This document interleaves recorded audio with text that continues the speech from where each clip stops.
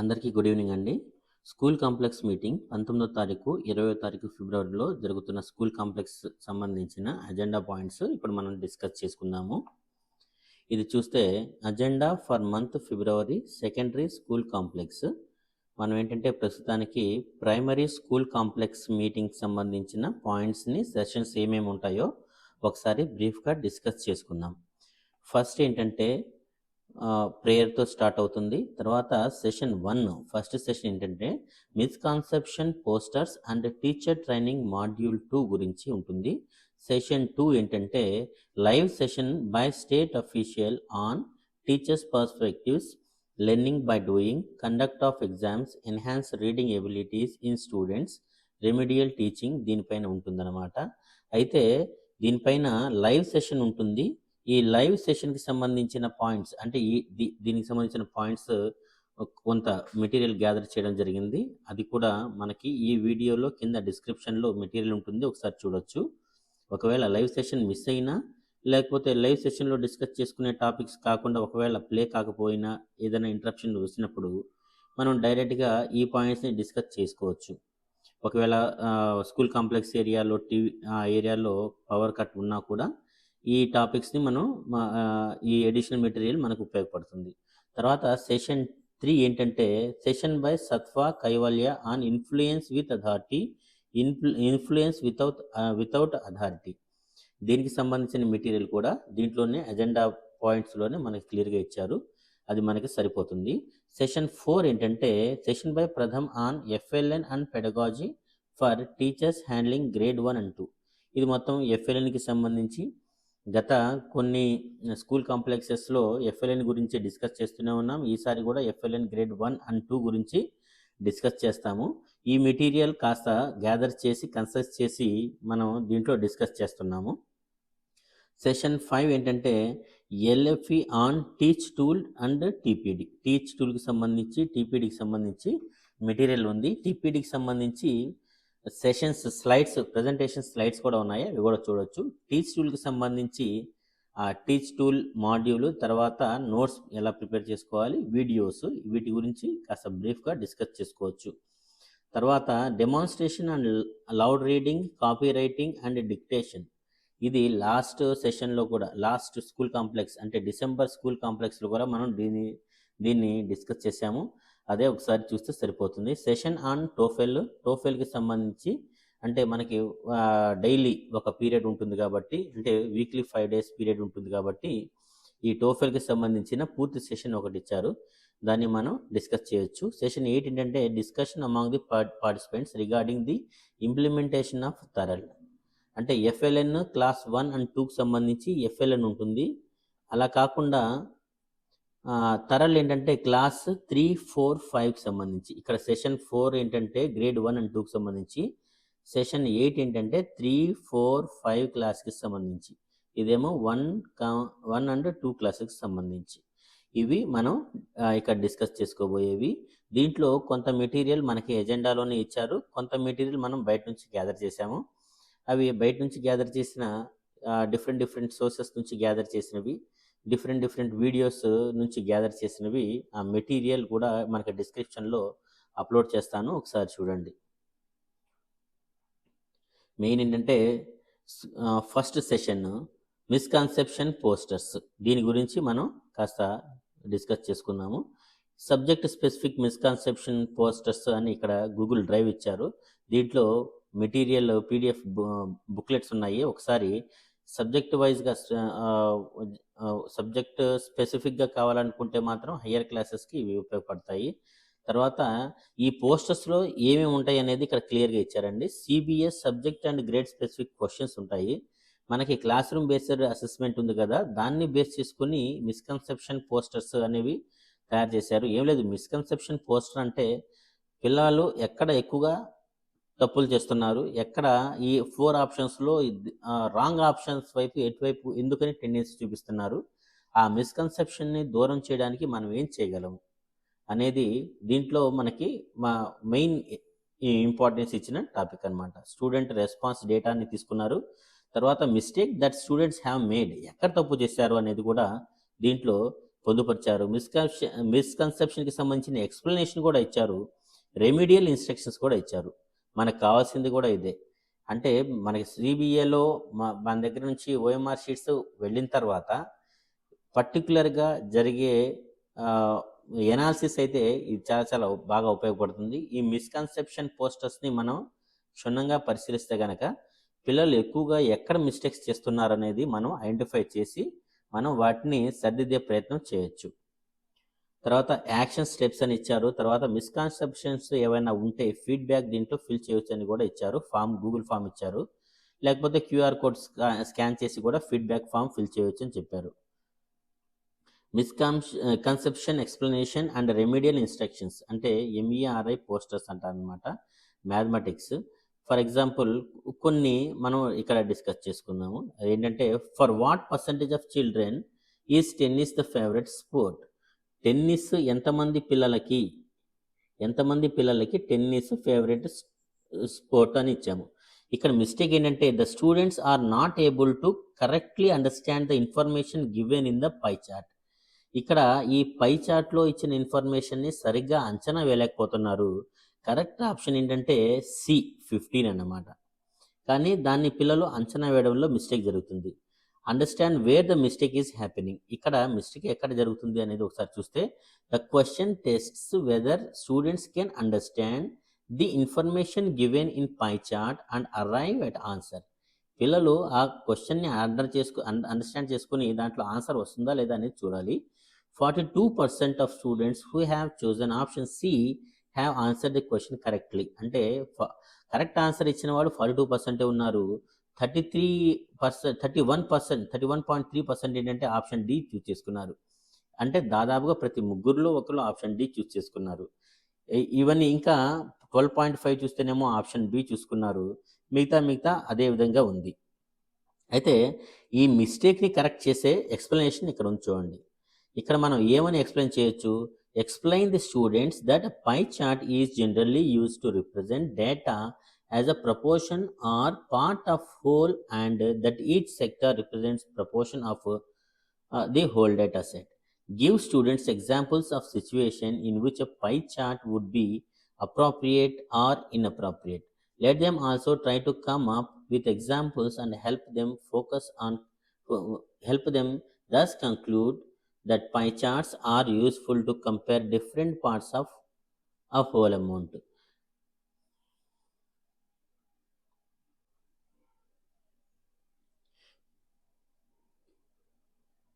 పిల్లలు ఇక్కడ అర్థం చేసుకోవాల్సిన పాయింట్ ఏంటంటే ఇక్కడ పావు భాగం ఏంటంటే 40 చిల్డ్రన్ ఉన్నారు. అంటే ఇక్కడ 40 చిల్డ్రన్ ఉన్నప్పుడు ఇక్కడ కూడా ఈ పార్ట్ కూడా 40 చిల్డ్రన్ ఉంటారు కదా. ఈ పార్ట్ 40 చిల్డ్రన్ ఉన్నప్పుడు 40లోంచి 16 తీసేస్తే 24 అనుకుంటున్నారు. ఈ 24 అనేది పర్సంటేజ్ ఇక్కడ ఇచ్చిన ఆన్సర్. వాస్తవానికి ఈ 40 ఇక్కడ ఒక 40 80 18 ఇది మొత్తం ఇంకొక 80 160ని 100%గా అనుకుంటే ఈ పార్ట్ ఏదైతే టెన్నిస్ ఆడేవాళ్ళు ఉంటారో వాళ్ళు 15% మాత్రమే వస్తారనే కాన్సెప్ట్ని మిస్అండర్స్టాండ్ చేసుకుంటున్నారు. అంటే ఇక్కడ 160 అనేది 100%గా తీసుకోవాలనే కాన్సెప్ట్ అక్కడ పిల్లలు మిస్ అవుతున్నారు. ఆ మిస్కన్సెప్షన్ని మనం దూరం చేయాలి. దాన్ని ఎలా దూరం చేయగలం? ఇక్కడ చూడండి క్లియర్గా ఇచ్చారు. 40/160 ఇంటూ 100% చేసుకుంటే 40 స్టూడెంట్స్ కాస్త 25% అవుతారు. తర్వాత ఇందాక మనం చెప్పుకున్నాం కదా 24 స్టూడెంట్స్ వస్తున్నారు టెన్నిస్ అని చెప్పి, ఆ 24ని 160 అంటే టోటల్ స్టూడెంట్స్ 160 ఇంటూ 100%గా తీసుకుంటే 15% వస్తారు. ఈ 15% అనేది మనకి కావాల్సిన ఆన్సర్. అంటే మనకి కావాల్సిన ఆన్సర్ ఏమో పర్సంటైల్లో ఉంటుంది. కానీ ఇక్కడ డేటాలో ఇచ్చింది మాత్రం నంబర్లో ఉంటుంది. ఈ డేటాలో ఇచ్చింది టోటల్ 160 అయితే టోటల్ ఏమో ఇది మొత్తం 160. ఇక్కడ టెన్నిస్ ఒక్కటేనేమో 24. ఈ 24కి ఎంత పర్సంటేజ్ వస్తుంది అనేదే ఇక్కడ ఇంపార్టెంట్. 15% వస్తుంది. ఈ 15% ఇక్కడ ఆన్సర్ అన్నమాట. ఇలాంటి మిస్కన్సెప్షన్స్ కొన్ని జరుగుతుంటాయి. అదేవిధంగా ఇంకొక మిస్కన్సెప్షన్ ఒకటి ఇచ్చారు. 32 circles are arranged in 4 rows in the figure below. దీనికి రిప్రజెంటేషన్ ఏంటంటే కరెక్ట్ రిప్రజెంటేషన్ 32 డివైడ్ బై 4. కానీ ఎక్కువ మంది 4 into 8 అని రాశారు. ఎందుకు రాశారంటే మనకి డైరెక్ట్గా ఇక్కడ 4 rows కనిపిస్తున్నాయి, 8 columns కనిపిస్తున్నాయి. పిల్లలు అదే చూసుకుంటున్నారు. కానీ మనకి ఇచ్చిన డేటా ఏముంది? 32 ఇచ్చారు, 4 ఇచ్చారు. 32 అనేది టోటల్ సర్కిల్స్, 4 అనేది రోస్. మనం దాన్ని ఆ రెండింటిని కన్సిడర్ చేసుకుంటే 32 డివైడ్ బై 4 అని రాయాలి. అలా రాసిన వాళ్ళు మెజార్టీయే ఉండవచ్చు, కానీ ఎక్కువ మిస్కన్సెప్షన్ చేసుకున్న పిల్లలు కూడా చాలామంది ఉన్నారు 4 into 8 అని. ఆ కాన్సెప్ట్ని ఇంక్లూడ్ చేయాలి. ఆ కాన్సెప్ట్ని ఎలా ఇంక్లూడ్ చేయొచ్చు ఇక్కడ క్లియర్గా ఇచ్చాడు. Let's correct this mistake. ఇప్పుడు మనం ఏం చేయొచ్చు అంటే ఒక 8 సర్కిల్స్ తీసుకోవడం, రో 1లో ఎన్ని ఉన్నాయి, రో 2లో ఎన్ని ఉన్నాయి అని 1 by 1 అడుగుతూ వెళ్ళటము. తర్వాత దాన్ని కాన్సెప్ట్ 8 divided by 2 అని చెప్పడం. ఓహో, ఇక్కడ 8 divided by 2 వచ్చినప్పుడు ఇక్కడ పైన కూడా 32 divided by 8 వస్తుంది కదా అన్న కాన్సెప్ట్ పిల్లలకి ఈజీగా అర్థమవుతుందన్నమాట. తర్వాత increase the complexity by increasing the numbers and repeating the same activity. ఇదే విధంగా కాస్త 1 by 1 రోస్ పెంచుకుంటూ వెళ్ళిపోతే 32 డివైడెడ్ బై 4 వచ్చేస్తుంది, 4 rows. ఆ విధంగా కాన్సెప్ట్ని ఇంక్లూడ్ చేయొచ్చు. తర్వాత ఇంగ్లీష్లో ఒక క్వశ్చన్ ఇచ్చారు, ఇది కూడా సిబిఐలో ఇచ్చిందే.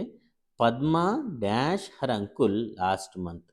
ఇక్కడ మిస్కన్సెప్షన్ ఏంటంటే ఎక్కువ మంది ఇక్కడ లాస్ట్ మంత్ అని చెప్పారు కదా, పాస్ట్ టెన్స్లో ఉన్నారు కదా అని చెప్పి వాస్ విజిట్ అని పెట్టేశారు. చాలామంది పిల్లలు ఇదే మిస్టేక్ చేశారు. కానీ కరెక్ట్ ఆన్సర్ ఏంటి? విజిటెడ్. పాస్ట్ టెన్స్లో విజిటెడ్ అని రాయాలి.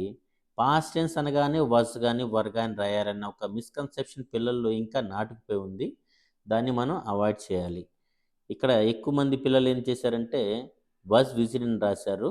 ఈ మిస్కన్సెప్షన్ని కూడా మనం దూరం చేయాలి. ఎలా దూరం చేయొచ్చు? ఇక్కడ క్లియర్గా ఇచ్చారు చూడండి. In this case teachers can give students words indicating time such as yesterday, tomorrow, just now, a while back, next month, later, and some other time, and ask them to tag them to past, present and future. ఇలాంటివి ఇచ్చి వాటిలో past ఏది, future ఏది, present ఏది అని మనం tag చేయమని చెప్తే, అంటే ఏది పాస్ట్, ఏది ప్రజెంట్, ఏది ఫ్యూచర్ అనేది చెప్పమని చెప్తే పిల్లల్లో ఆ కాన్సెప్ట్ అనేది పాతుకుపోతుంది.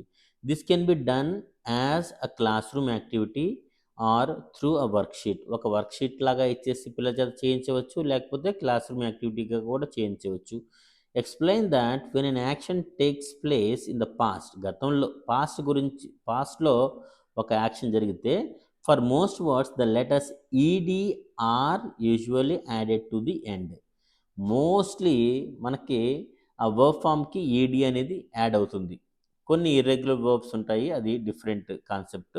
Use the questions in the example sowing that visited in the correct answer. ఈ విధంగా విజిట్కి ఈడీ కలిపితే విజిటెడ్ అవుతుంది అని మనం చెప్పవచ్చు.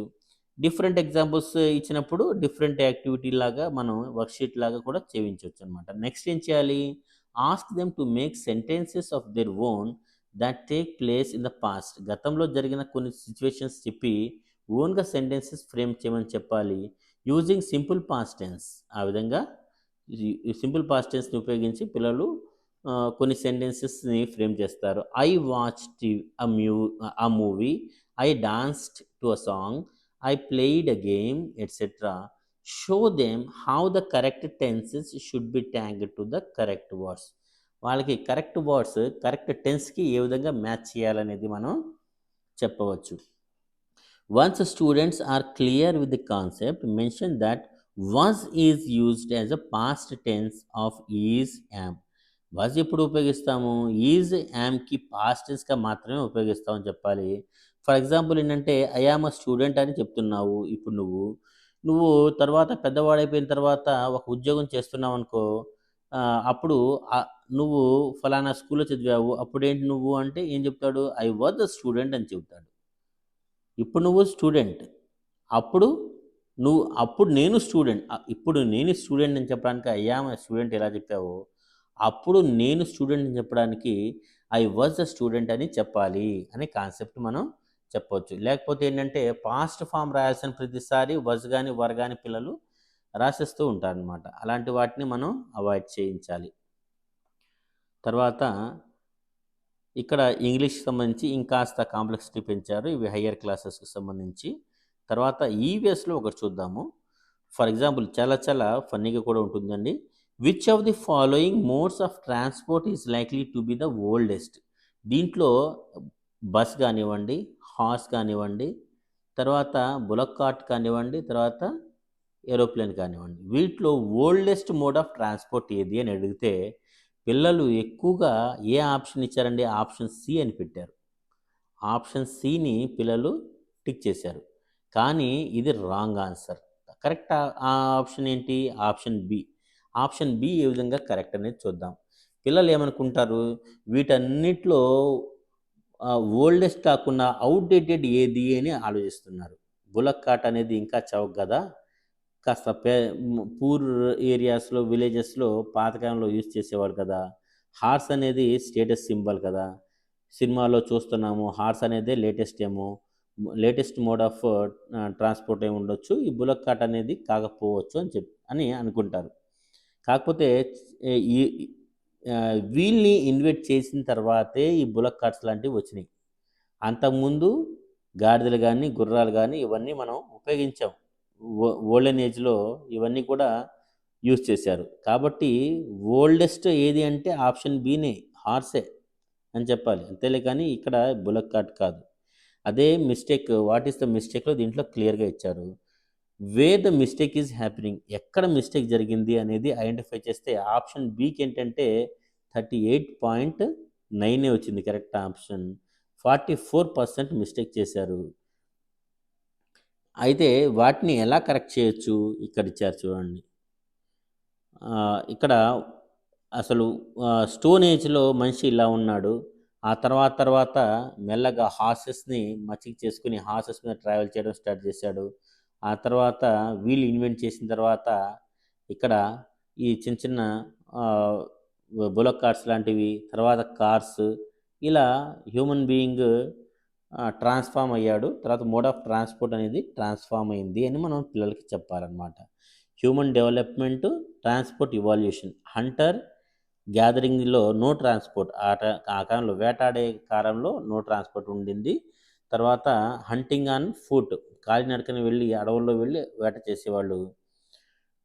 డొమెస్టికేషన్ ఆఫ్ యానిమల్స్‌ని మచ్చిక చేసుకోవడం స్టార్ట్ చేసినప్పటి నుంచి, అంటే యానిమల్స్‌ని గుర్రాలు గానీ, కుక్కల్ని గానీ, గాడిదలు గానీ మచ్చిక చేసుకోవడం స్టార్ట్ చేసినప్పటి నుంచి హార్స్, బఫెలో లాంటివి మనకి దగ్గరయ్యాయి. తర్వాత కమ్యూనిటీ డివైలర్ వచ్చిన తర్వాత హార్స్ కార్ట్స్ లేకపోతే బులక్ కార్ట్స్ వచ్చాయి. అంటే ఆహ్, గుర్రాల బ గుర్రాల బగ్గీలు అంటారు చెప్తారు కదా! అవి. తర్వాత బులక్ కార్ట్స్, ఎడ్ల బళ్ళు ఇవన్నీ కూడా వచ్చాయి. మోడర్న్ హ్యూమన్ సివిలైజేషన్‌లో చూసుకుంటే కారు, బైక్, ఏరోప్లేన్ ఇలాంటివన్నీ కూడా వచ్చాయన్నమాట. తర్వాత సైన్స్‌లో కూడా ఇచ్చారు. ఇది హయ్యర్ క్లాసెస్‌కి సంబంధించిన మిస్‌కన్సెప్షన్ పోస్టర్. తర్వాత సోషల్ స్టడీకి సంబంధించిన ఇచ్చారు. ఇది కూడా హయ్యర్ క్లాస్‌కి సంబంధించింది. ఇది కూడా హిందీకి సంబంధించిన మిస్‌కన్సెప్షన్ పోస్టర్. ఒక తెలుగు సబ్జెక్ట్‌కి సంబంధించిన మిస్‌కన్సెప్షన్ పోస్టర్ ఒకసారి చూద్దాం. ఇక్కడ ఏంటంటే సరైన భ్రమక పదముతో వాక్యంలోని ఖాళీని పూరించండి. ఇక్కడ క్వశ్చన్ ఏంటంటే చింత డాష్ నాకు ఎంతో ఇష్టము. ఇది చూడగానే పిల్లలు ఏమంటారు? మనం ఆప్షన్స్ కూడా చెప్పక్కర్లా. వెంటనే చింత చిగురు అని ఒకడంటాడు. చింత కాయలు అని ఒకడంటాడు. చింత చెట్టు అని ఇంకోడంటాడు. అంతేలే గాని చింత పులుపు అని ఎవరు అనరు. ఇక్కడ మనకి సీబీఏలో వచ్చిన రెస్పాన్సెస్ కూడా చూసుకుంటే ఆప్షన్ ఏకి, ఆప్షన్ బికి, ఆప్షన్ సికి ఇవి 3 రాంగ్ అయినా కూడా ఎక్కువ రెస్పాన్సెస్ వచ్చినాయి. కరెక్ట్ ఆప్షన్ ఏంటి? Option D. అయినా కూడా దానికి చాలా చాలా తక్కువ రెస్పాన్సెస్ వచ్చాయి. అన్నిట్లో తక్కువ రెస్పాన్సెస్ ఆప్షన్ డీకే వచ్చాయి. వాస్తవానికి ఇక్కడ మిస్టేక్ ఏంటి చూద్దాం ఒకసారి. విద్యార్థులు సాధారణ పదాన్ని భ్రమక పదంగా పొరపాటు పడ్డారు. అసలు క్వశ్చనే సరిగ్గా చదవాల. సరైన భ్రమక పదముతో అన్న మాటే చదవలేదు ఇక్కడ. వాళ్ళకి చింత, చిగురు, కాయలు, చెట్టు ఇవే గుర్తున్నాయి. ఆప్షన్స్ చూడగానే వెంటనే పెట్టేస్తారు. అలా కాకుండా భ్రమక పదము అన్న పదాన్ని బాగా స్ట్రెస్ చేసి చదువుకున్న పిల్లలు ఎవరైతే ఉన్నారో వాళ్ళు ఆప్షన్ డిని క్లిక్ చేశారు. అంటే కాస్త క్వశ్చన్ని ఏ టు జెడ్ క్వశ్చన్ని అండర్స్టాండ్ చేసుకున్న వాళ్ళు మాత్రమే పెడతారు. అసలు భ్రమక పదాలు అంటే ఏంటి? ఇది చూడండి. కిటికీ, పులుపు, కునుకు, ముత్యము. అంటే ఇక్కడ కీ ఉంది, కీ, పు పు, కు కు, ము ము. చూసారా? వీటిని భ్రమక పదాలు అంటారు. ఇలాంటి భ్రమక పదాలు ఏమున్నాయి దీంట్లో? చింత తర్వాత యాడ్ చేయగలిగే భ్రమక పదం ఏది ఉందంటే పులుపు మాత్రమే ఉంది. ఇక్కడ ఈ 2 లెటర్స్, ఈ అక్షరాలు చూసుకోవాలి. ఇది కాబట్టి ఇది సరైన ఆప్షన్. ఇది క్వశ్చన్ని సరిగా చదవకపోవడం, అసలు భ్రమక పదం అంటే అర్థమే తెలియకపోవడం, ఆ పదాన్ని వినకపోవడం వల్ల జరిగే మిస్టేక్ అనమాట. కాబట్టి మనం ఏం చేయాలి? భ్రమక పదాలు అంటే ఏంటో చెప్పాలి. ఏ అక్షరంతో అయితే పదం మొదలవుతుందో అదే అక్షరంతో పదం పూర్తి అయితే ఆ పదాన్ని భ్రమక పదం అంటారు. వీటిని కచిక పదాలని కూడా పిలుస్తారు. కచిక పదాలన్నా భ్రమక పదాలన్నా ఒకటే. అది ఏ అక్షరంతో మొదలవుతుందో అదే అక్షరంతో ఎండ్ అవుతుందన్నమాట. అలాంటి భ్రమక పదాలు ఇగో చూడండి. ఇక్కడ ఇవన్నీ కూడా భ్రమక పదాలు అన్నమాట. ఈ విధంగా భ్రమక పదాల గురించి పిల్లలకి తెలిసి ఉంటే ఆప్షన్ డి పెట్టేవాళ్ళు. తెలియకపోవడం లేకపోతే సరిగా పరిశీలించకపోవడం వల్ల ఎక్కువ మంది పిల్లలు దీంట్లో మిస్టేక్స్ చేస్తున్నారు. ఈ విధంగా మిస్కన్సెప్షన్ని మనం పిల్లల్లో మనం దూరం చేయొచ్చు. దీంట్లో ఇంకాస్త హయ్యర్ క్లాసెస్ కోసమని ఇంకొక మిస్కన్సెప్షన్ పోస్ట్ ఇచ్చారు తెలుగులో. ఇవన్నీ కూడా మనం చూడవచ్చు అన్నమాట. ఇది session 2. Teachers perspectives, learning by doing, conduct of exams, enhancing reading abilities and remedial teaching. ఈ పాయింట్స్తో మనకి సెషన్ 2 ఉంది. ఇది ఆల్రెడీ లైవ్ సెషన్ ఉంది. ఒకవేళ లైవ్ సెషన్ ఏదైనా మిస్ అయినా కూడా మనకి ఈ మెటీరియల్ చాలా చాలా ఉపయోగపడుతుంది. పవర్ కట్ ఉన్నా లేకపోతే ఆ లైవ్ సెషన్లో పాయింట్స్ ఒక్కోసారి డిస్టర్బెన్సెస్ వచ్చినా కూడా మనం ఈ నోట్స్ని ఉపయోగించుకోవచ్చు. ఈ నోట్స్ ఏంటంటే ఓన్గా ప్రిపేర్ చేసిన, ఓన్గా గ్యాదర్ చేసిన కాంటెంట్ అన్నమాట. ఈ 5 పాయింట్స్, దీంట్లో ఇచ్చిన 5 పాయింట్స్ ఏంటి? Teachers perspectives, learning by doing, conduct of exams, enhancing reading abilities, remedial teaching సంబంధించినవి. టీచర్స్ పర్స్పెక్టివ్ ఏంటంటే ఒక ఎగ్జాంపుల్ చూద్దాం. Reflecting on your own learning experience as child, how do teachers attitude and approaches impact your motivation. Teacher యొక్క ఒక చైల్డ్గా ఆలోచిస్తే teacher యొక్క attitude, తర్వాత తన యొక్క అతను వాడే పద్ధతులు ఏ విధంగా ఇంపాక్ట్ చూపిస్తున్నాయి అనేది కూడా చాలా చాలా ఇంపార్టెంట్ పాయింట్. ఎగ్జాంపుల్గా తీసుకుంటే, be aware of implicit biases and cultural influences that might shape your interactions with students. మనసులో నాటుకుపోయిన బయాసెస్ కానివ్వండి, కల్చరల్ అంటే ఆ కల్చర్ పరంగా కొన్ని ఇన్ఫ్లుయెన్సెస్ టీచర్లో కూడా ఉండిపోతాయి, నాటుకుపోతాయి. అలాంటి ఇన్ఫ్లుయెన్సెస్ అంటే కల్చర్ చేసే ఇన్ఫ్లుయెన్స్ అనమాట. అది నెగిటివ్ ఇన్ఫ్లుయెన్స్ చేయొచ్చు. వాటి గురించి చాలా జాగ్రత్తగా ఉండాలి. Foster a growth mindset, believing all students can learn and success. ఫలానా పిల్లలు సరిగా చదవలేరు, ఫలానా కమ్యూనిటీ వాళ్ళు, ఫలానా ఏరియా నుంచి వచ్చేవాళ్ళు, లేకపోతే ఫలానా విధంగా బట్టలు వేసుకునేవాళ్ళు, ఇలాంటి పిల్లలు చేయలేరు అన్న ఒక యాటిట్యూడు లేకపోతే మైండ్లో పాతుకుపోయి ఉంటాయన్నమాట. అలాంటివి ఏమైనా ఉంటే కూడా మనం వెంటనే వాటిని ఓవర్కమ్ చేయాలి. ప్రతి పిల్లవాడు సాధించగలడు అనే నమ్మకం మనలో ఉండాలి ముందు. తర్వాత celebrate individual learning styles and create a safe space for questions and mistakes. తప్పులు చేసినా లేకపోతే ప్రశ్నించడానికైనా ఏదైనా మనం అవకాశం ఇవ్వాలి, వాళ్ళకి సర్దిద్దే ప్రయత్నం కూడా మనం చేయాలి. దేని గురించి ఓకే. సెకండ్ పాయింట్ ఏంటంటే లెర్నింగ్ బై డూయింగ్. దానికి సంబంధించిన ప్రతి సబ్జెక్ట్ ఒక 2-3 సబ్జెక్ట్స్ గురించి ఒక ఎగ్జాంపుల్ చూద్దాము.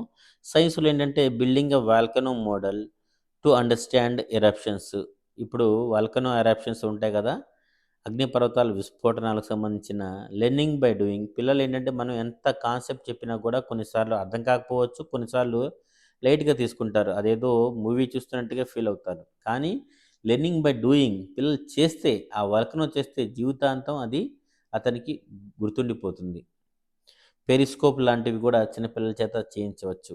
అలా కాకుండా చిన్న చిన్నవి experiments third class, fourth class, fifth క్లాస్లో కూడా కొన్ని ఎక్స్పెరిమెంట్స్ వస్తాయి. అలాంటి ఎక్స్పెరిమెంట్స్ చేస్తే పిల్లల మైండ్లో ఆ కాన్సెప్ట్ అనేది పాతుకుపోతుంది. Estimating the height of trees using shadows. షాడోస్ని ఉపయోగించి పైథాగరస్ థియరీ ఉంటుంది కదా, వాటిని ఉపయోగించి ఎలా షాడోస్ని బేస్ చేసుకుని హైట్ని మెజర్ చేయడం, ఇలాంటివి కూడా లెర్నింగ్ బై డూయింగ్ కింద వస్తాయి. History, creating a timeline of historical events with costumes and props. వీటితో లెర్నింగ్ బై డూయింగ్ చేయించవచ్చు, పిల్లల చేత చేయించవచ్చు. ఇలా fifth class, third class, fourth class, fifth క్లాస్లో కూడా చిన్న చిన్న కాన్సెప్ట్స్ కట్టా పుల్లలతో పిల్లల చేత కూడికలు తీయించడం, ఎడిషన్స్, సబ్ట్రాక్షన్స్, మల్టిప్లికేషన్ లాంటివి చేయించడం, చిన్న చిన్న అగ్గి పుల్లలతో చేయించడం, ఇలాంటివి చేయొచ్చు. లేకపోతే ఇంగ్లీష్లో మనకి కార్డ్స్, చిన్న చిన్న కార్డ్స్, కథల పుస్తకాలు, ఇలాంటి వాటితో సెంటెన్సెస్ ఫ్రేమ్ చేయించడం, వర్బ్స్ని ఉపయోగించుకుని ఒక సెంటెన్స్ చెప్పడం, ఓన్లీ వర్బ్, సబ్జెక్టు వర్బ్, ఇలాంటి వాటితో కూడా మనం డిఫరెంట్ సెంటెన్సెస్ని పిల్లల చేత ఫ్రేమ్ చేయించి వాళ్ళ చేతే బోర్డు మీద రాయించామనుకోండి, అది లెర్నింగ్ బై డూయింగ్ అవుతుంది. ఆ విధంగా మనం ఇంగ్లీష్లో, మ్యాథ్స్లో, ఈవీఎస్లో ఎక్సలెంట్గా చేయించవచ్చు అనమాట. ఫర్ ఎగ్జాంపుల్ ఫిఫ్త్ క్లాస్లో ఒక లోకల్ గవర్నమెంట్స్ గురించి ఉందనుకోండి, వాళ్ళలో నుంచే ఒకరిని ఎమ్మెల్యేగా యాక్ట్ చేయమని చెప్తాము, సీఎంగా యాక్ట్ చేయమని చెప్తాము, వాళ్ళ ప్రాబ్లమ్స్ వెళ్ళమని చెప్తాము. ఈ విధంగా వాళ్ళకి ఒక చార్ట్ తయారు చేయమని చెప్తాం అనుకోండి, పిల్లలు ఒంటరిగా వాళ్ళు చేయలేకపోవచ్చు, కానీ గ్రూప్గా అయితే వాళ్ళు ఎక్సలెంట్గా చేయగలుగుతారు. ఆ విధంగా లెర్నింగ్ బై డూయింగ్ అనేది చాలా మనకి ఉపయోగపడుతుంది. కండక్ట్ ఆఫ్ ఎగ్జాంపుల్ ఏంటంటే project based assessments where students showcase their learning through presentations or demonstrations. Project based assessments ఉండాలి, ఓపెన్ ఎండెడ్ క్వశ్చన్స్ అడగాలి, తర్వాత self reflection and peer feedback అనేది దానికి అవకాశాలు ఇవ్వాలి అని చెప్తున్నారు. ఎగ్జాంపుల్స్ అంటే ట్రెడిషనల్గా వచ్చే పేపర్, పెన్ ఎగ్జాంపుల్స్ మాత్రమే కాదు, ఇంకా ప్రాజెక్ట్ బేస్డ్ ఎగ్జాంపుల్స్ లాంటివి ఓపెన్ ఎండెడ్ క్వశ్చన్స్ అడగడం, ఒక పారాగ్రాఫ్ ఇచ్చి క్వశ్చన్స్ ఫ్రేమ్ చేయమని చెప్పడం. సాంప్రదాయంగా ఏమొస్తుంది, ఒక పారాగ్రాఫ్ ఇస్తారు, క్వశ్చన్స్ ఇస్తారు, ఆన్సర్ రాయాలి, క్వశ్చన్స్ ఇస్తారు, ఆన్సర్ రాయాలి. అలా కాకుండా ఆన్సర్ ఇస్తారు, క్వశ్చన్ రాయడం అనేది చాలా చాలా డిఫరెంట్ కాన్సెప్ట్. ఇప్పుడు మనకు వచ్చే ఎగ్జామ్స్లో వచ్చే క్వశ్చన్స్ కూడా చాలా వరకు అలాంటివే ఉంటున్నాయి. కాబట్టి ఎగ్జామ్స్ ప్యాటర్న్ కూడా మనకి మారిపోతూ ఉండాలన్నమాట. తర్వాత ఎన్హాన్సింగ్ రీడింగ్ ఎబిలిటీస్ని ఏ విధంగా ఎన్హాన్స్ చేసుకోవచ్చు. Daily read alouds with engaging discussions and vocabulary building activities. ప్రతిరోజు రీడ్ అలౌడ్ సెషన్స్ లాంటివి మనం పెట్టుకోవాలన్నమాట. ఫర్ ఎగ్జాంపుల్ ఇంగ్లీష్, ఈవీఎస్ ఇలాంటి వాటిలో ఏంటంటే రీడ్ అలౌడ్ అనేది చాలా చాలా ఉపయోగపడుతుంది. మనకి తొందరగా ఒక చాప్టర్ అయిపోయింది అనుకోండి, దాంట్లో లౌడ్ రీడింగ్ లాంటివి లేకపోతే డ్రిల్లింగ్ లాంటివి చేస్తూ ఉంటే పిల్లల్లో కూడా ఎన్హాన్స్ అవుతుందన్నమాట, వాళ్ళ రీడింగ్ ఎబిలిటీ ఎన్హాన్స్ అవుతుంది. కాకపోతే పిల్లలు మనం ఇలాంటి యాక్టివిటీస్, రీడింగ్ ఎబిలిటీని ఎన్హాన్స్ చేసే యాక్టివిటీస్, రీడింగ్ ఇవి చేయించకపోతే పిల్లలు ఏం చేస్తారు, వాళ్ళకి అర్థమవుతుంది కానీ కొన్ని రోజుల తర్వాత ఆ కాన్సెప్ట్ని మర్చిపోయే అవకాశం ఉంటుంది. కాబట్టి దాన్ని అవాయిడ్ చేయడానికి ఈ రీడింగ్ ఎబిలిటీస్కి సంబంధించి ఎక్కువ ఇంపార్టెన్స్ ఇవ్వాలి. తర్వాత ఇండిపెండెంట్ రీడింగ్, తర్వాత creative activities like book reports, dialogues, dramatisation, ఇలాంటి వాటిపైన కూడా మనం ఫోకస్ పెట్టవచ్చు.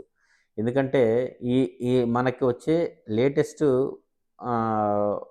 టెక్స్ట్ బుక్స్లో కూడా దీనికి ఎక్కువగా ప్రిఫరెన్స్ ఇచ్చారు. డైలాగ్స్, డ్రామాస్, రిపోర్ట్స్ రాయడం, తర్వాత హింట్స్ ఇచ్చిన తర్వాత దాన్ని పారాగ్రాఫ్గా డెవలప్ చేయడం, స్టోరీ రాయడం, పోస్టర్స్ రాయడం, పాంప్లెట్స్ తయారు చేయడం, ఇలాంటివన్నీ కూడా మనకి ఇచ్చారు. ఇవన్నీ కూడా మనకి రీడింగ్ ఎబిలిటీస్ని ఎన్హాన్స్ చేసే కొన్ని డిఫరెంట్ టాక్టిక్స్. తర్వాత రెమిడియల్ టీచింగ్ అనేది ఏ విధంగా ఉపయోగపడుతుంది, దానికి ఎగ్జాంపుల్స్ ఏంటి ఒకసారి చూద్దాము. Small group instructions focused on specific skill gaps. Small గ్రూప్లో ఏంటంటే స్మాల్ గ్రూప్లో instructions focused on specific skill గ్యాప్స్లో ఉండే స్కిల్స్ గ్యాప్స్ని ఫిల్ చేయడానికి స్మాల్ గ్రూప్లో ఇన్స్ట్రక్షన్స్ ఇవ్వాలి. తర్వాత individualised learning plans tailored to each student's needs. ప్రతి పిల్లవాడికి ఏ విధంగా అతను ఎక్కడ ల్యాగ్ అవుతున్నాడు దాన్ని అవాయిడ్ చేయాలంటే మనం ఏం చేయగలం అని ఇండివిజువల్గా కూడా వాళ్ళకి యాక్టివిటీస్, చిన్న చిన్న యాక్టివిటీస్ ఇవ్వాలి. అదే రెమిడియల్ టీచింగ్ అనమాట. రెమిడియల్ అంటే ఏం లేదు, గ్యాప్ ఉంటుంది, గ్యాప్ ఫిల్ చేయాలి. ప్రతి సబ్జెక్టులోని గ్యాప్ ఉంటుంది, గ్యాప్ ఫిల్ చేయాలి. లాంగ్వేజెస్లో గ్యాప్ ఉంటుంది, గ్యాప్స్ ఫిల్ చేయాలి. మ్యాథమెటిక్స్ లాంటివి, న్యూమరికల్ స్కిల్స్ లాంటి వాటిలో గ్యాప్స్ ఉండవచ్చు, వాటిని ఆ గ్యాప్స్ని ఫిల్ చేయాలి. ఎలా అంటే మైగ్రేషన్ స్టూడెంట్స్ ఉండవచ్చు, రకరకాల స్టూడెంట్స్ సోషియో ఎకనామిక్ బ్యాక్గ్రౌండ్స్ నుంచి వచ్చిన పిల్లలు ఉంటారు కాబట్టి కొంతమంది మైగ్రేట్ అవుతారు, కొంతమంది డిస్ప్యూటెడ్ ఫ్యామిలీస్ ఉండవచ్చు. ఇలాంటి వాళ్ళు ఎక్కువగా కాస్త ఆబ్సెంట్ అయినప్పుడు ఆ ఓల్డర్ కాన్సెప్ట్స్ అనేవి వాళ్ళకి ఆ కనెక్షన్ అనేది కట్ అయిపోతుంది. కాబట్టి రెమిడియల్ టీచింగ్ అనేది చాలా చాలా ఉపయోగపడుతుంది. పిల్లలకి ఏదైనా హోంవర్క్ ఇచ్చినప్పుడు కూడా, ఫర్ ఎగ్జాంపుల్ సబ్ట్రాక్షన్ చెప్పినప్పుడు పిల్లవాడు బాగా యాక్టివ్గా ఉన్నాడు, అడిషన్ చెప్పినప్పుడు యాక్టివ్గా ఉన్నాడు, మల్టిప్లికేషన్ చెప్పినప్పుడు అతను ఆ క్లాసెస్ సరిగా అటెండ్ కాలేదు, మళ్ళీ తర్వాత డివిజన్ లాంటివి చెప్పినప్పుడు కూడా బాగానే ఉన్నాడు. అప్పుడు మనం ఏం చేయాలి, ఆ మల్టిప్లికేషన్ ఎక్కడైతే మిస్టేక్స్ అతను ల్యాగ్ ఉన్నాడో దానికి సంబంధించిన రెమిడియల్ టీచింగ్ మనం ఇవ్వాలన్నమాట. తర్వాత కీ పాయింట్స్ ఏంటంటే early identification and intervention are crucial for success. మనం ఇలాంటి గ్యాప్స్ని చాలా తొందరగా ఐడెంటిఫై చేయాలి, తర్వాత వాటిని ఇంటర్వ్యూన్ చేయాలన్నమాట. అంటే ఆ గ్యాప్స్ని ఫిల్ చేసే ప్రయత్నం చేయాలి. Use data to inform targeted instructions and track progress. మనం ఐడెంటిఫై చేయడమే కాదు, ఆ డేటాని ఒక ప్రాసెస్ చేయాలన్నమాట, దాన్ని ట్రాక్ కూడా చేయాలి. మనం ఒక రెమిడియల్ టీచింగ్కి ఎక్సర్సైజ్ ఇచ్చాము, పర్సనల్గా ఇండివిజువల్గా వాళ్ళకి ఎక్స్ప్లెయిన్ చేసాము, అది సరిగా ఎక్కిందా లేదా, అంటే వాళ్ళకి అర్థమైందా లేదా, అర్థమైతే ఎంతవరకు అర్థమైంది, మనం ఒక 4 సమ్స్ ఇచ్చాము, వాటిని సాల్వ్ చేయమని చెప్పాము, పిల్లవాడు చేయగలుగుతున్నాడు అనుకోండి, బాగానే కాన్సెప్ట్ని గ్రాస్ప్ చేసుకున్నట్టు, చేయలేకపోతున్నాడు అనుకోండి ఇంకా ల్యాగ్లో ఉన్నట్టు. అప్పుడు మనం ఏం చేయాలి, ఇంకాస్త రెమిడియల్ టీచింగ్ని ఇంకాస్త డీప్గా వెళ్ళి ఇంకాస్త బేసిక్స్ నుంచి మనం పిల్లలకి చెప్పవచ్చు అనమాట. Build confidence and self efficacy in struggling learners. కొంతమంది స్ట్రగ్లింగ్ లెర్నర్స్ ఉంటారు, వాళ్ళకి ఏంటంటే అంటే కొన్ని కాన్సెప్ట్స్ వాళ్ళకి కాస్త స్లో లెర్నర్స్ అనుకోండి, అలాంటి స్లో లెర్నర్స్కి కాన్ఫిడెన్స్, సెల్ఫ్ ఎఫికసీ అనేవి మనం నింపాలన్నమాట. అవి లేకపోతే ఏమవుతుందంటే మనం ఒక ప్రాబ్లం ఇస్తాము, వాళ్ళకి ఆన్సర్ రాకపోతే వెంటనే పక్కవాడు ఏం రాశాడు అనేది చూసి రాసేస్తారు. అలా కాకుండా ఆ సెల్ఫ్ రిలయన్స్, సెల్ఫ్ ఎస్టీమ్ అని మనం బిల్డ్ చేస్తే నేను పక్కవాడి మీద ఆధారపడకూడదు, నా అంతటి నేనే దీన్ని సాల్వ్ చేయాలి అని తను క్వశ్చన్ చేయడం స్టార్ట్ చేస్తాడు, లేకపోతే డౌట్స్ అడగడం స్టార్ట్ చేస్తాడు. అప్పుడు మా రెమిడియల్ టీచింగ్ అనేది చాలా చాలా మీనింగ్ఫుల్గా ఉంటుంది. ఇవన్నీ జరగాలంటే వాళ్ళు ఆ పిల్లవాళ్ళు ఏముండాలి, కాన్ఫిడెన్స్ ఉండాలి. కాబట్టి మనం ఏం చేయాలి, ముందు పిల్లల్లో కాన్ఫిడెన్స్ని బిల్డ్ చేయాలన్నమాట. ఇవి దీనికి సంబంధించిన కంక్లూజన్ చూస్తే ఏంటంటే ఈ perspectives, embracing active learning, diversifying assessment, fostering reading skills and providing effective remedial support, we can create classroom where all students thrive. Remember, these are just starting points. Adapt and personalize these ideas to fit your unique teaching styles and the needs of your students. ఇవన్నీ కూడా ఇక్కడ చెప్పారు కదా అని ఈ points focus చేస్తానని మనం గిరిగీసుకుని కూర్చోకుండా, మన కమ్యూనిటీలో అంటే మన స్టూడెంట్ కమ్యూనిటీలో వాళ్ళకి తగ్గట్టుగా వాళ్ళ లెవెల్కి వెళ్ళి మనం అండర్స్టాండ్ చేసుకొని మనం ఏంటంటే వాళ్ళ యొక్క నీడ్స్ని ఐడెంటిఫై చేయాలి. వాళ్ళని మనం కాస్త పర్సనల్గా వాళ్ళపైన ఫోకస్ పెట్టి వీటన్నింటినీ మనం మిస్కన్సెప్షన్స్ని కానివ్వండి, లేకపోతే ల్యాగింగ్ని కానివ్వండి, మనం దూరం చేయొచ్చు. నెక్స్ట్ సెషన్ 3 ఏంటంటే session by Satva and Kaivalya on influence with authority and influence without authority. అంటే మనం అథారిటీ చూపించి ఇన్ఫ్లుయెన్స్ చేయడమా, లేకపోతే ఎలాంటి అథారిటీ చూపించకుండానే మనం ఇన్ఫ్లుయెన్స్ చూపించడమా? దీనికి సంబంధించిన కాన్సెప్ట్ నోట్స్ అనేది స్కూల్ హెడ్స్కి మొన్న ఈ మధ్య 1 వీక్ బ్యాక్ ఒక కాంప్లెక్స్ మీటింగ్ జరిగింది. ఆ కాంప్లెక్స్ మీటింగ్లో జరిగిన నోట్స్ మనం ఇప్పుడు డిస్కస్ చేసుకోబోతున్నాం. కాకపోతే ఇది ఎజెండా నోట్స్లో దీని గురించి ఎక్కువగా డిస్కషన్ లేదు. ఈ నోట్స్ మనకి చాలా చాలా ఉపయోగపడుతుంది. అంటే సెషన్ ఓవర్ వ్యూ గురించి ఇచ్చారండి. అంటే introduction, understanding influence, techniques for influencing without authority. మనం ఎలాంటి అథారిటీ చూపించకుండానే ఎలా ఇన్ఫ్లుయెన్స్ చేయొచ్చు అనే టెక్నిక్స్ కొన్ని ఇచ్చారు. ఏ విధంగా బిల్డింగ్ రిలేషన్షిప్స్, మనం వాళ్ళతో బాంధవ్యాలు కలుపుకోవాలి, చుట్టరికంలాగా మనం వాళ్ళతో రిలేషన్షిప్ మెయింటైన్ చేయాలన్నమాట. అంటే మంచి సంబంధాలు కలిగి ఉండాలి పేరెంట్స్తో. తర్వాత active listening, framing your message using data and evidence. తర్వాత ప్రాక్టీస్ ఎక్సర్సైజ్ ఏంటి, క్లోజింగ్ ఏంటి అనేది ఇక్కడ మనం డీటెయిల్గా చూడవచ్చు. పీపీటీస్ కూడా మన దగ్గర ఉన్నాయి కాబట్టి డైరెక్ట్గా పీపీటీస్ ఒకసారి డిస్కస్ చేసుకుందాం. స్కూల్ కాంప్లెక్స్ చైర్మన్ ఉంటారు కదండి. స్కూల్ కాంప్లెక్స్ చైర్మన్ కింద involve participants, establish a secure environment, make use of real world examples, stimulate thinking. ఇలాంటివన్నీ కూడా టెక్నిక్స్ని స్కూల్ కాంప్లెక్స్ చైర్మన్ ఉపయోగిస్తారు.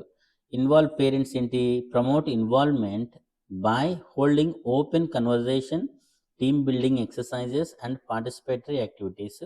ఇవన్నీ కూడా ఇన్వాల్వ్ చేయడానికి ఉపయోగపడతాయి. తర్వాత provide a safe judgement free atmosphere where people can communicate and grow.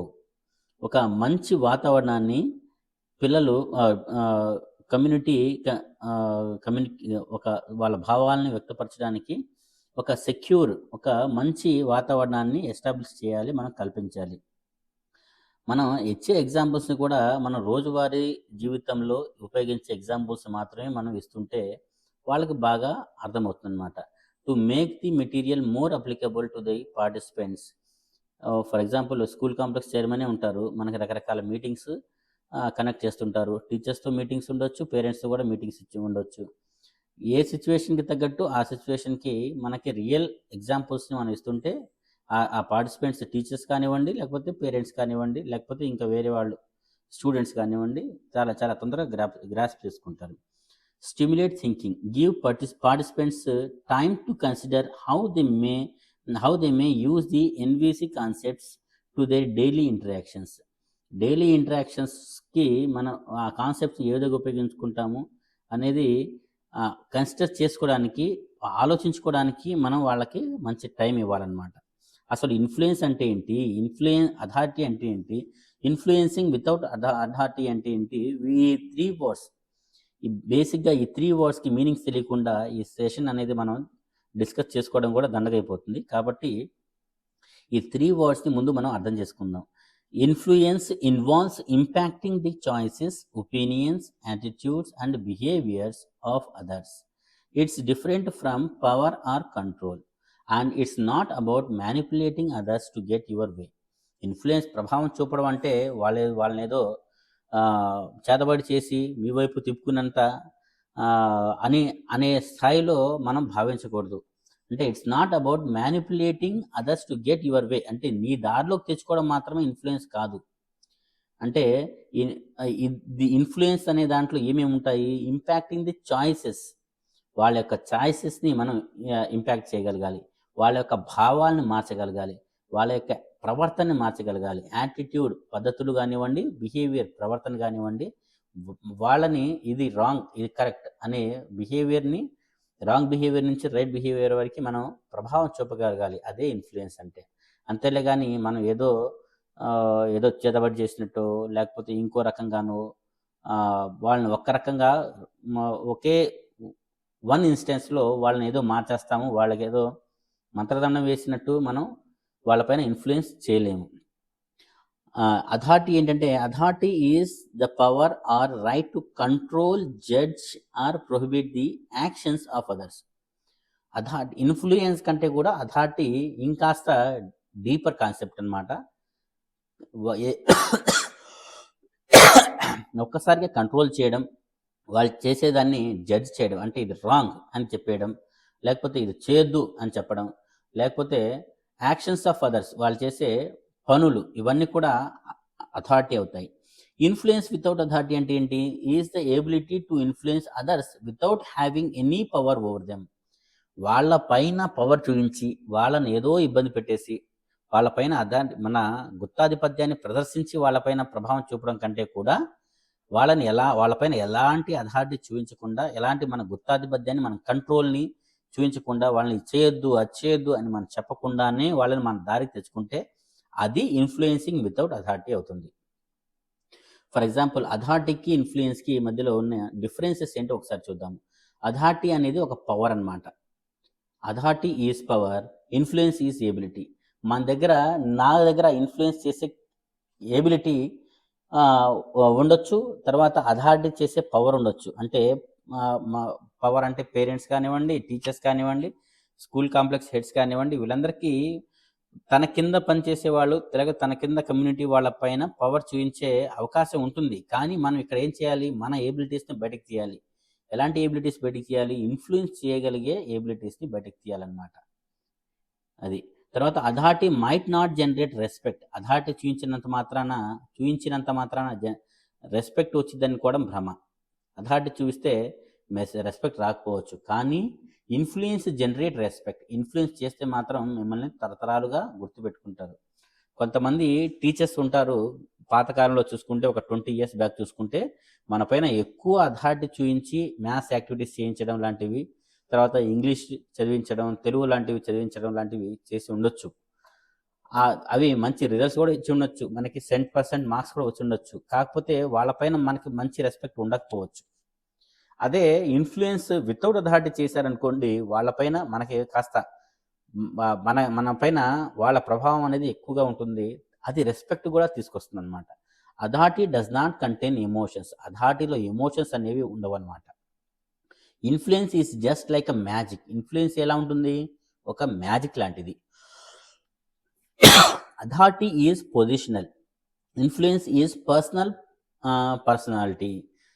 Authority ఏంటంటే ఒక పొజిషన్, ఒక వ్యక్తి కానివ్వండి, ఒక పొజిషన్ని అథారిటీగా మనం కన్సిడర్ చేయొచ్చు, మనకంటే సుపీరియర్ పొజిషన్. ఇన్ఫ్లుయెన్స్ ఏంటంటే పర్సనాలిటీ. ఇన్ఫ్లుయెన్స్ ఏంటంటే పర్సనల్గా వాళ్ళు చూపించే ప్రవర్తన, పర్సనాలిటీ, వ్యక్తిత్వం అన్నమాట. తర్వాత authority pushes the people to do things. Authority ఏం చేస్తుందంటే బలవంత పెడుతుంది అనమాట. ఈ పని చేయి, ఆ పని చేయి అని బలవంత పెడుతుంది. Influence changes people's beliefs and perceptions. Authority is imposed by position and power. Authority అనేది పొజిషన్ అండ్ పవర్ వల్ల ఇంపోజ్ అయి ఉంటుంది. Influence does not require position and power. మనకి ఎలాంటి పొజిషన్, మనకి ఎలాంటి పవర్ లేకపోయినా కూడా మనం ఇన్ఫ్లుయెన్స్ చూపించవచ్చు. కానీ అథారిటీ అలా కాదు. మనకి ఒక మంచి పొజిషన్, మంచి పవర్ ఉంటేనే అవన్నీ కూడా మనం అథారిటీ చూపించగలం. కాబట్టి ఈ రెండింటి వల్ల మనకి అర్థమైంది ఏంటి? ఇన్ఫ్లుయెన్స్ అనేది చాలా గొప్పది. అథారిటీతో వచ్చిన రెస్పెక్టే కాదు. కాబట్టి మనం ఇన్ఫ్లుయెన్స్ అనే దానికి ఎక్కువ ఇంపార్టెన్స్ ఇవ్వాలి. Influence without authority. ఎఫెక్టివ్ కమ్యూనికేషన్స్కి సంబంధించిన 3 పాయింట్స్ ఉన్నాయండి. అవి ఏంటంటే చూద్దాం ఒకసారి. Clear and concise communication, active listening skills, తర్వాత టైలరింగ్ కమ్యూనికేషన్. ఈ 3 కాన్సెప్ట్స్ ఉన్నాయి. ఈ 3 కాన్సెప్ట్స్ ఎఫెక్టివ్ కమ్యూనికేషన్స్లో ఉంటాయి అన్నమాట. అంటే ఏంటి? క్లియర్ అండ్ కన్సైజ్ కమ్యూనికేషన్ అంటే డైరెక్ట్గా మనం మన భావాలని, మనసులో ఉండే భావాలను డైరెక్ట్గా కమ్యూనికేట్ చేయగలగడం. యాక్టివ్ లిజనింగ్ స్కిల్స్, బాగా బియాల్ ఇయర్స్ అంటే చాలా చక్కగా యాక్టివ్గా వినగలిగే నైపుణ్యాన్ని కలిగి ఉంటాం. టైలరింగ్ కమ్యూనికేషన్స్ అంటే కమ్యూనికేషన్స్ని టైలర్ చేయడం, అంటే ఎవరికి ఏ విధంగా చెప్తే బాగుంటుంది, ఎవరు చెప్తే బాగుంటుంది, ఎవరికి ఎంత మేర చెప్పాలి, ఎంత మేర చెప్పకూడదు, ఈ ఫలానా కమ్యూనికేషన్ని చేరవేయాలనుకుంటే ఎవరెవరిని ఇన్వాల్వ్ చేయొచ్చు. ఇలాంటి కమ్యూనికేషన్ టెక్నిక్స్ని యూజ్ చేస్తే దాన్ని ఏమంటారంటే టైలరింగ్ కమ్యూనికేషన్ అంటారు. ఇవన్నీ కూడా ఎఫెక్టివ్ కమ్యూనికేషన్స్లో పార్ట్స్ అన్నమాట. Emotional intelligence needed to influence others అని ఒక చార్ట్ ఉంది, ఇది కూడా ఒకసారి చూడవచ్చు. రికగ్నైజింగ్ అండ్ మేనేజింగ్ ఎమోషన్స్ని ఏ విధంగా రికగ్నైజ్ చేయాలి, వాటిని మనకి ఏ విధంగా మేనేజ్ చేసుకోవచ్చు అనేవి ఇక్కడ పాయింట్స్ ఇచ్చారు. తర్వాత ఎంపతి ఇన్ లీడర్షిప్లో ఒక లీడర్కి ఉండాల్సిన ఎంపతి ఏంటి? Understanding the emotions of others. ఇతరుల యొక్క మనోభావాలు, ఎమోషన్స్ అనేవి మనం ఏ విధంగా అర్థం చేసుకోవచ్చు అనేది ఒక ఫ్లో చార్ట్ ఇచ్చారు. ఒకసారి అవి కూడా చూడవచ్చు. Recognising and managing emotions. First one చూడండి. Identify emotions. మనం ఎమోషన్స్ని, భావోద్వేగాల్ని ఐడెంటిఫై చేయాలి. మైండ్ఫుల్నెస్. తర్వాత ఎమోషన్స్ని లేబుల్ చేసుకోవడం, సెగ్రిగేట్ చేసుకోవడం. తర్వాత అండర్స్టాండ్ ట్రిగ్గర్స్. మనం వాటిలో ట్రిగ్గర్ పాయింట్స్ ఏంటి అనేది మనం అర్థం చేసుకోవడం. తర్వాత ఎక్స్ప్రెస్ ఎమోషన్స్ని, భావాలని మనం ఎక్స్ప్రెస్ చేయగలగడం. తర్వాత ఎంపతి ఇన్ లీడర్షిప్ అంటే జాగ్రత్తగా, యాక్టివ్గా వినడము. తర్వాత ఎంపథెటిక్ కమ్యూనికేషన్, వాళ్ళతో మనస్ఫూర్తిగా కమ్యూనికేట్ చేయడం. తర్వాత బీ అప్రోచబుల్ అండ్ యాక్సెసిబుల్, వాళ్ళకి తొందరగా అప్రోచ్ అవ్వడము, తర్వాత ఎక్కువ అందుబాటులో ఉండడము. ప్రాక్టీస్ ఎమోషనల్ ఇంటెలిజెన్స్ని ఎక్కువగా ప్రాక్టీస్ చేయడం. సీక్ ఫీడ్బ్యాక్ అండ్ లెర్న్, ఫీడ్బ్యాక్ని వాళ్ళ దగ్గర నుంచి తీసుకోవడం. ఇవన్నీ ఎంపతి ఇన్ లీడర్షిప్, మనకి ఒక లీడర్షిప్లో ఉండాల్సిన ఎంపతి పాయింట్స్ ఇవన్నీ. తర్వాత understanding the emotions of others, ఇతరుల యొక్క ఎమోషన్స్ని ఏ విధంగా అర్థం చేసుకోవచ్చు ఒకసారి చూడండి. బీ ప్రజెంట్ అంటే యాక్టివ్గా వినాలి. లిజన్ యాక్టివ్లీ, బీ ప్రజెంట్ అంటే మనసు పెట్టాలి. లిజన్ యాక్టివ్లీ అంటే మనసు పెట్టి వినాలి. Observe non verbal cues, non verbal అంటే ఎలాంటి జెస్చర్స్ లాంటివి, మా ముఖ కవళికలు ఇలాంటి వాటిని ఉపయోగించుకుంటూ వాటిని అబ్జర్వ్ చేస్తూ ఉండాలి. బీ పేషెంట్ అండ్ సపోర్టివ్, చాలా ఓపిక ఉండాలి, సపోర్ట్ చేస్తూ ఉండాలి. ప్రాక్టీస్ సెల్ఫ్ రిఫ్లెక్షన్ని ప్రాక్టీస్ చేయాలి. Emotionally intelligent leaders are better communicators. They can recognize their emotional responses and stay in control, allowing them to communicate clearly and confidently. Emotionally intelligent leaders ఎలా ఉంటారంటే are better communicators అని చెప్తున్నారు. అంటే intelligent leaders, emotionally intelligent, భావోద్వేగ పరంగా చాలా తెలివైన leaders ఎవరు అంటే బెటర్ కమ్యూనికేటర్స్ అయి ఉంటారు. అంటే తన మనసులోని భావాలకి చాలా చక్కగా చెప్పగలగడం, ఇతరుల మనసులో ఉన్న భావాలని చాలా చక్కగా అర్థం చేసుకోగలగడం, ఇదే బెస్ట్ కమ్యూనికేటర్స్ యొక్క ఎమోషనల్ ఇంటెలిజెన్స్ అవుతుంది. వాళ్ళే ఎమోషనల్లీ ఇంటెలిజెంట్ లీడర్స్ అవుతారన్నమాట. తర్వాత knowledge and expertise needed to influence others. అదర్స్ని ఇన్ఫ్లుయెన్స్ చేయడానికి కావాల్సిన నాలెడ్జ్, ఎక్స్పర్టైజ్, చాతుర్యం ఏంటి అనేది ఒకసారి చూద్దాము. ఎఫెక్టివ్ కమ్యూనికేషన్, మంచి మనసులోని భావాలను ఇతరులను చక్కగా చెప్పగలిగే నైపుణ్యం ఉండాలి. రోల్ మోడలింగ్, మనం చెప్పడం మాత్రమే కాదు, వాటిని ఆచరణలో కూడా పెట్టాలి. ఒక కథ ఉండేది. అదేంటంటే గాంధీజీ గారి దగ్గరికి ఒక తల్లి పిల్లవాడిని తీసుకువెళ్తుంది. ఎక్కువగా స్వీట్స్ తింటున్నాడు, కాస్త మానేయమని చెప్పమని చెప్తుంది. అయితే గాంధీజీ గారు ఒక వారం రోజుల తర్వాత రమ్మంటారు. ఈ వారం రోజుల్లో తాను కూడా స్వీట్స్ తినడాన్ని మానేసి రోల్ మోడల్గా ఉంటూ ఒక వారం రోజుల తర్వాత పిల్లలకి ఆ విద్యార్థికి చెప్తారనమాట, స్వీట్స్ తినకూడదు అని. ఇదే మాట, ఇంత చిన్న మాటని గత వారంలో చెప్పొచ్చు కదా అంటే, ఈ వారం రోజుల్లో నేను ఆ అలవాటును మానుకుని మాత్రమే నేను చెప్పగలను. నేను ఆచరణలో పెట్టనిది ఏ విధంగా మనం బయట వాళ్ళకి చెప్పగలము? మనం రోల్ మోడల్గా లేకపోతే మనం చెప్పింది కూడా ఏ విధంగా అర్థమవుతుంది అని గాంధీజీ గారు చెప్తారని ఒక కథ ఉందన్నమాట. రకరకాలుగా ఈ కథ వేరే వేరే వ్యక్తులు ఫలానా వాళ్ళు చెప్పినట్టు కూడా ఉంది. మనం కథ చూడొచ్చు. కథలో రోల్ మోడలింగ్ అనే దానికి చాలా ఇంపార్టెన్స్ ఇచ్చారు. దాన్ని అక్కడి నుంచి మనం తీసుకోవచ్చు అనమాట. తర్వాత అడాప్టబిలిటీ అంటే పరిస్థితి, సిచ్యువేషన్కి తగ్గట్టుగా మనం మరల్చుకోవడం. అంటే రోమ్లో ఉంటే రోమన్లా ఉండాలని చెప్తారు కదా, ఆ విధంగా మన సిచ్యువేషన్కి తగ్గట్టుగా మనం మారిపోతూ ఉండాలి. అంటే అడాప్ట్ అయిపోవాలి. ఆ సిచ్యువేషన్లో, ఈ సిచ్యువేషన్లో ఎలా ఉండాలి, సిచ్యువేషన్ని బట్టి మనం అడాప్ట్ అవ్వాలి. ఇన్నోవేషన్ అండ్ క్రియేటివిటీ, మనం ఎంత బాగా కష్టపడినా కూడా మనకు దగ్గర ఇన్నోవేషన్ కానీ క్రియేటివిటీ కానీ లేకపోతే మన యొక్క శ్రమ అంతా కూడా బూడిదలో పోసిన పన్నీర్ అవుతుంది. కాబట్టి మన దగ్గర క్రియేటివిటీ ఉండాలి.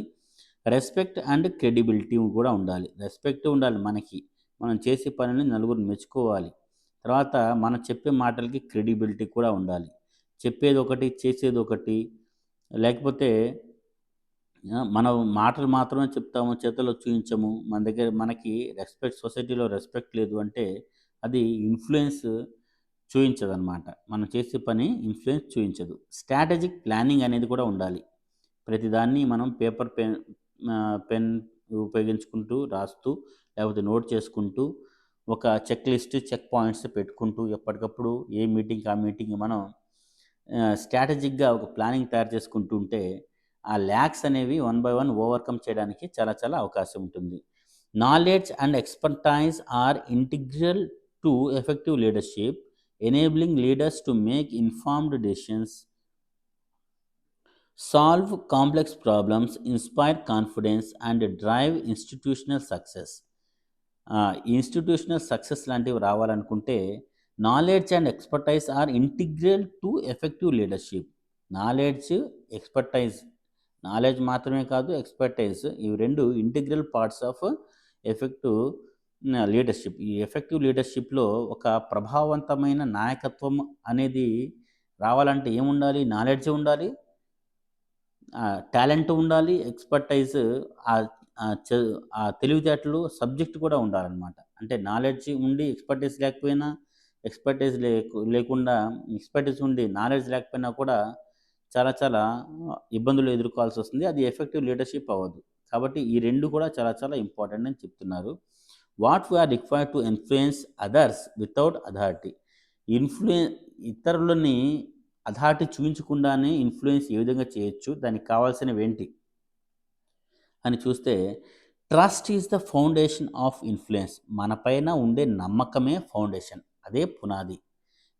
మనం చేసే పని నిబద్ధత కలిగి ఉంటే మనం చెప్పే మాట కూడా ప్రభావం చూపిస్తుందన్నమాట. కాబట్టి మన పైన ఇతరులకు నమ్మకం ఉంటే మనం ఎంతటి ఇన్ఫ్లుయెన్స్ చూపించాలో అంతటి ఇన్ఫ్లుయెన్స్ చూపించగలం, పాజిటివ్ ఇంపాక్ట్ చూపించగలం. Strong relationships with others by showing genuine interest. మనకి మంచి ఇంట్రెస్ట్ చూస్తే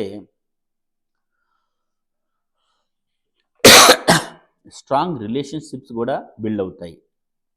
showcase your expertise, knowledge and skills. నీ దగ్గర ఎక్స్పర్టైజ్ ఉంటే, నాలెడ్జ్ ఉంటే, స్కిల్స్ ఉంటే వెంటనే చూపించాలి, వాటిని ఉపయోగించాలి. వాటిని ఉపయోగిస్తేనే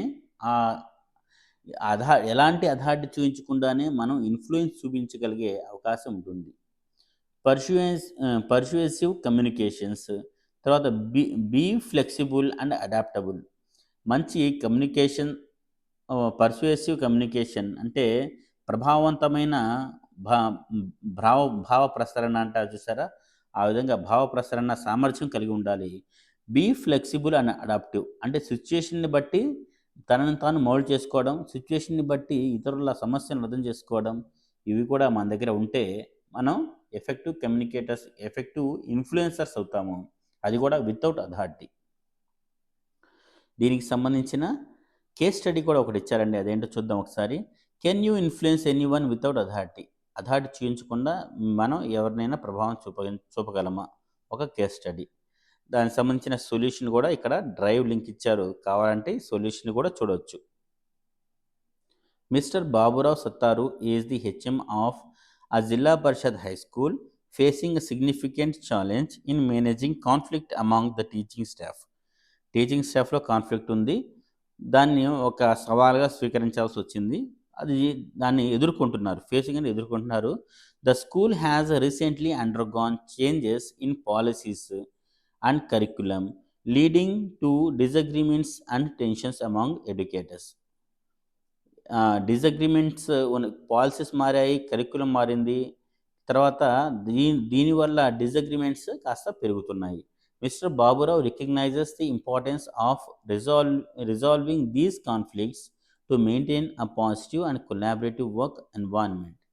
పాజిటివ్, కొలాబరేటివ్ అంటే ఒక సానుకూల దృక్పథము, తర్వాత ఒకరినొకరు సహకరించుకుంటూ సహకార దృక్పథం, ధనాత్మక అంటే పాజిటివ్ అంటే ఒక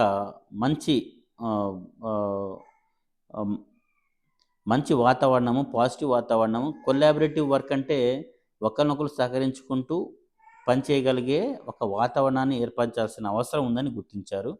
however, as the head of the school, She lacks direct authority over the teachers interpersonal relationships. As the school head of the school, she lacks a direct authority over the teachers interpersonal relationships.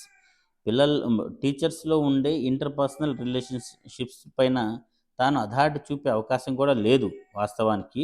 This case study explores how mister Baburao can leverage influence without authority to address the conflict effectively. ఏ విధంగా కాన్ఫ్లిక్ట్ని authority చూపించకుండానే influence చూపించవచ్చు అనేది ఇక్కడ case study అండి. ఈ case స్టడీకి సంబంధించిన solution ఇక్కడ క్లియర్గా ఇచ్చారు.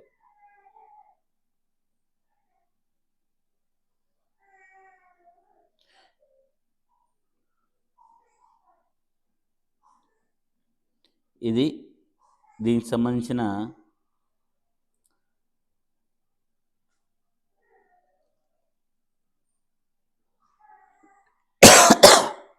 Case study. Mastering influence without authority. Introduction, background, challenges, దానికి సంబంధించిన ఛాలెంజెస్ కానివ్వండి, strategies to influence without authority, ఎలాంటి ఛాలెంజెస్ ఫేస్ చేశారు, ఎలా వాటిని ఓవర్కమ్ చేశారు అనేది దీంట్లో క్లియర్గా ఇచ్చారు. వీటిని మనం కాంప్లెక్స్లో ఇన్ డీప్గా మనకి టైం సరిపోతే వీటిని ఎక్స్ప్లెయిన్ చేయొచ్చు. తర్వాత ఐడబ్ల్యూఏ, ఈ ఇన్ఫ్లుయెన్స్ వితౌట్ అథారిటీకి సంబంధించిన ఎక్స్ట్రా మెటీరియల్ కావాలనుకుంటే ఈ డ్రైవ్ లింక్లో ఉన్నాయి, వీటిని కూడా ఒకసారి చూడవచ్చు.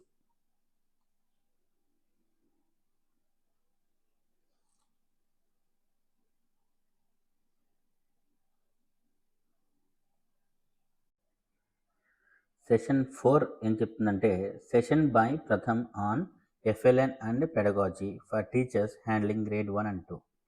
ఈ సెషన్ ప్రథమ్ వాళ్ళు డీల్ చేస్తారు. యాక్చువల్గా అయితే ఇది ఆన్లైన్, ఒకవేళ ఆన్లైన్ సెషన్ లేకపోతే ఆఫ్లైన్లో ఈ మెటీరియల్ కాస్త ఈ డిస్కస్ చేసుకోబోయే పాయింట్స్ మనకు చాలా ఉపయోగపడతాయి. FLN and pedagogy for teachers అన్నమాట. ఇది ఫౌండేషన్ లిటరసీ అండ్ న్యూమరసీకి సంబంధించి నిపుణ్ భారత్ డాక్యుమెంట్ ఒకటి ఉంది. ఆ డాక్యుమెంట్లో పెడగాజీకి సంబంధించిన ఆస్పెక్ట్స్, టీచర్స్కి అంటే టీచర్స్కి సంబంధించిన గ్రేడ్ 1 and 2 టీచ్ చేసే టీచర్స్కి సంబంధించిన ఇన్స్ట్రక్షన్స్ కూడా కొన్ని ఉన్నాయి. ఒకసారి వాటి వరకు చూద్దాం. What is FLN? FLN అంటే ఏంటో ఇక్కడ చూడండి.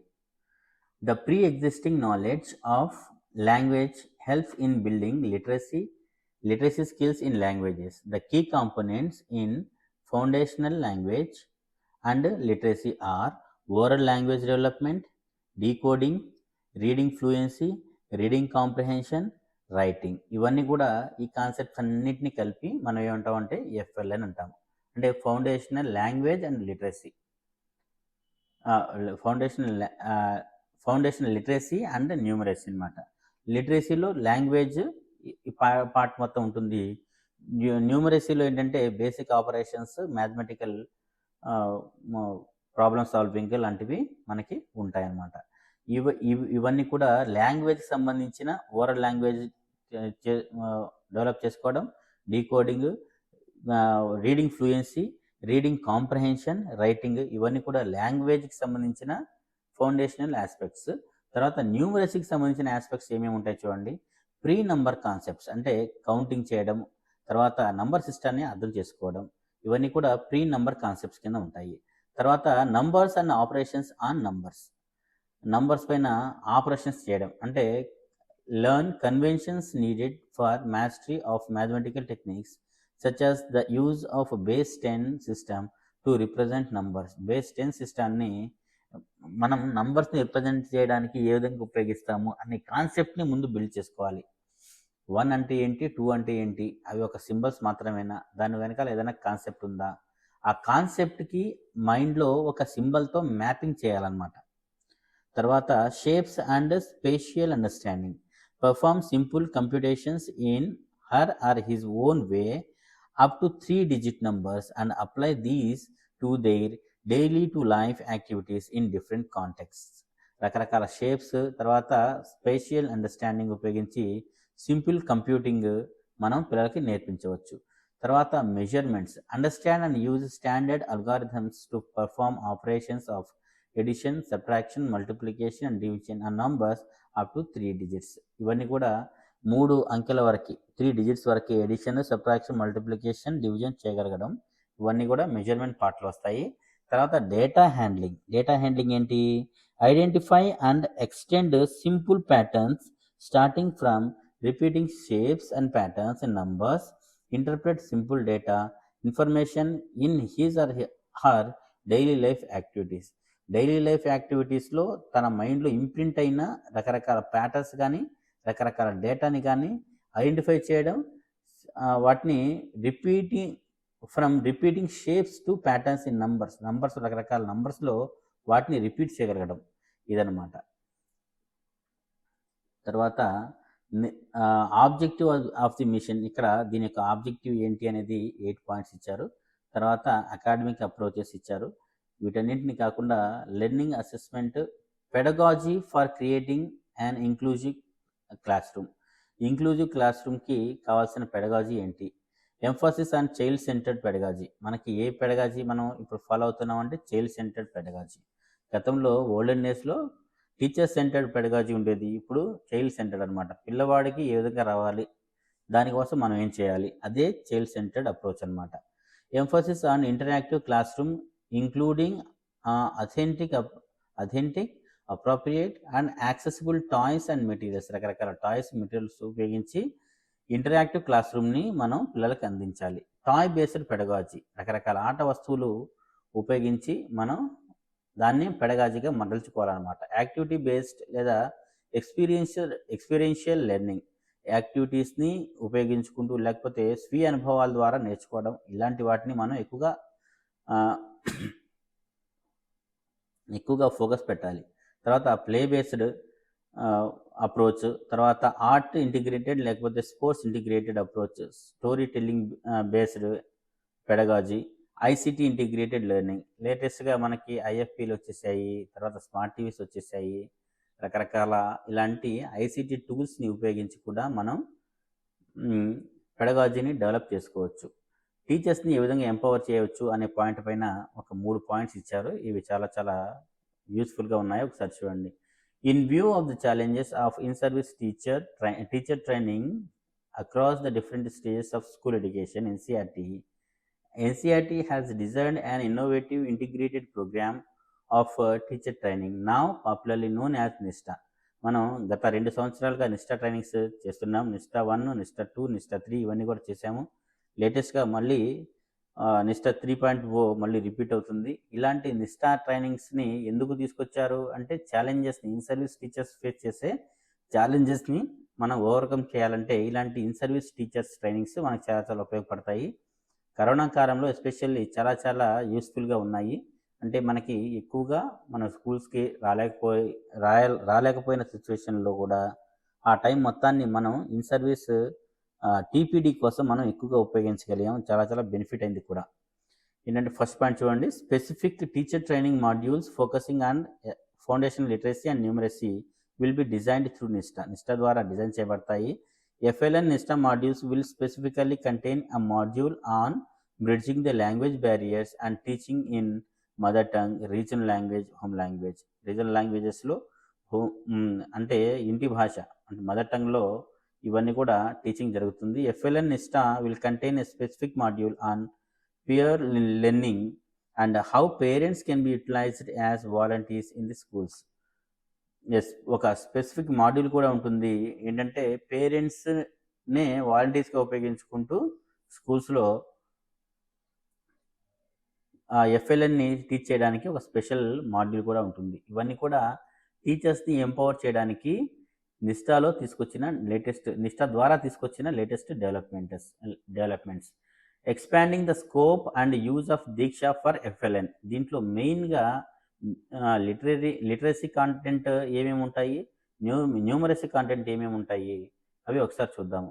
Read along digital read along material కానివ్వండి, డిజిటల్ రీడ్ అలాంగ్ మెటీరియల్ కానివ్వండి. రీసెంట్గా ఒక రీడ్ యాప్ కూడా వచ్చింది, అది కూడా మనం యూజ్ చేసాము బాగానే, చాలా సక్సెస్ఫుల్గా రన్ అయింది.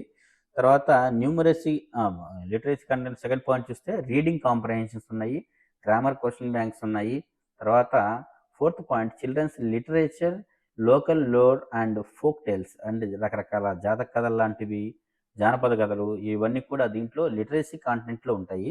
న్యూమరసీ కాంటెంట్లో ఏమేమి ఉంటాయి? ఎక్స్ప్లెనేషన్ వీడియో టైప్ అంటే నంబర్ సిస్టము, తర్వాత రకరకాల షేప్స్, కాన్సెప్ట్స్ ఇవన్నీ చెప్పాలంటే దానికి సంబంధించిన వీడియోలు ఉంటాయి.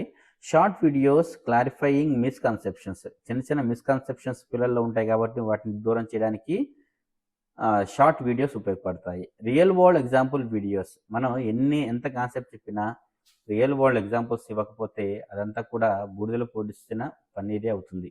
కాబట్టి ఎక్కువగా రియల్ లైఫ్ ఎగ్జాంపుల్స్తో చెప్పుకుంటూ సింపుల్ టు కాంప్లెక్స్ పిల్లల్లో కాన్సెప్ట్ని లీడ్ చేసుకుంటూ పోవాలి. తర్వాత అసెస్మెంట్ బ్యాంక్స్ కూడా మన దగ్గర ఉండాలి. మన వర్క్ బుక్ని మించిన అసెస్మెంట్ బ్యాంక్ ఇంకోటి లేదు. వర్క్ బుక్ ఏంటంటే టెక్స్చువల్ ఎక్సర్సైజెస్కి ఇంకాస్త డీటెయిల్డ్ వర్షన్ అనమాట. మెయిన్ మనకి టెక్స్ట్ బుక్లో ఎంత బాగా నేర్చుకున్నాం అనేది మనం వర్క్ బుక్ చేయడంలో చూపిస్తే, వర్క్ బుక్లో పిల్లలు చేయడంలో కాన్సెప్ట్స్ అన్నీ కూడా నేర్చుకున్నారు, ఆ కాన్సెప్ట్స్ వల్ల వీళ్ళకి యూజ్ అయింది అనేది మనం తెలుసుకోవచ్చు. యూజింగ్ స్కూల్ ప్రిపరేషన్ మాడ్యూల్ అని కొన్ని పాయింట్స్ ఇచ్చారు.